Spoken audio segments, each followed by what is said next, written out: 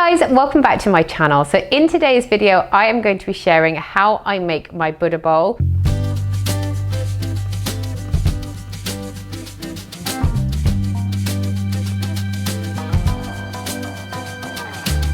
So Buddha bowls are traditionally vegetarian. If you want to add some fish like you have seen in other ones, then that is called a poke bowl or a poke bowl. I'm never too sure how to pronounce things, as you guys are probably aware. So today I'm going to show you the vegetarian version. So I'm going to be making a Buddha bowl. I have already pre-prepped quite a few things here, but I'm going to talk you through how I have prepped each and every part of this dish. This dish can be a little bit fiddly just in the prep process, but it's definitely worth it. And what I like to do is I like to make quite a bit extra of each thing so that I can store them in the fridge and then I can recreate the same Buddha bowl the next day. Okay, so first things first, we're going to start off. We need a little bowl like this. I mean, you know, you can have whatever kind of bowl, you can put it on a plate, however you want to, but I just think if it's in a bowl, as it's called a Buddha bowl, I think it just looks a lot nicer because you can section things out easily and like I said, you can just make it look really nice. So I'm going to start off with some pickled cabbage and red onion in the center of my bowl. This is really nice. This is red cabbage, so it's really nice and vibrant. It's going to add so much color to your bowl. How I have pickled this cabbage is I've just thinly sliced some cabbage and thinly sliced a red onion as well. I have put the juice of 1 lime over the top of it, some salt and also some cider vinegar on here as well. What I then did is I just steamed it for 5 minutes on the hob just to soften everything down, to make it not so hard and crunchy, but it still has got some crunch to it. So you want to make sure that you are keeping it still a little bit al dente. So like I said, I'm going to pop my cabbage right into the center of my bowl.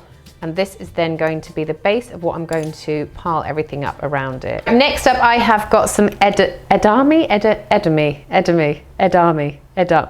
I've got some of these beans, and what I've just done is these are actually beans out of a tin. I was trying to find fresh ones, but I just couldn't in the shop. So I got the bean ones, I drained the tin off, and then I have just put some soy sauce on top of this, given it all a little mix around, and then I've let them just sit in the soy to marinate for about an hour. So I'm going to pop this on one side of my cabbage. The great thing about a Buddha bowl is you can literally change it up and have a different Buddha bowl every single time you make it.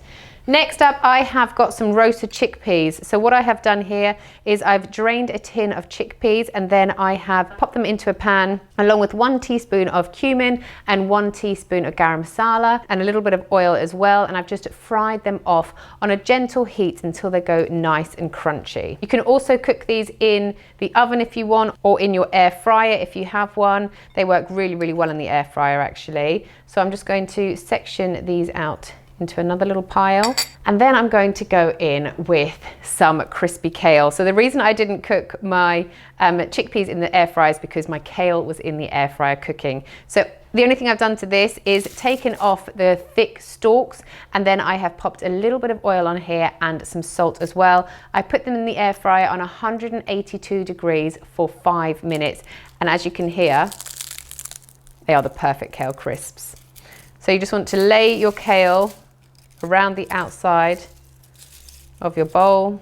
You want to be quite generous with this because this is a really nice crispy part of your Buddha bowl. Kale crisps are so nice just by themselves anyway, so adding them into a Buddha bowl is just delicious. Okay, next up you want to get an avocado.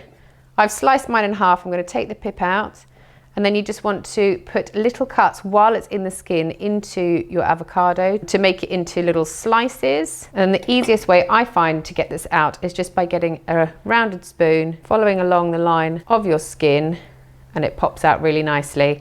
I'm just going to use half of this avocado in my Buddha bowl. And because you've already pre-sliced it, it should just fan out really easily. Right, lay that into your Buddha bowl. And then finally, this is for a little bit of like decoration, but also obviously you want some carrot in your Buddha bowl as well. But I just get a carrot and then I get a peeler and I run the carrot along and make it into little ribbons like that.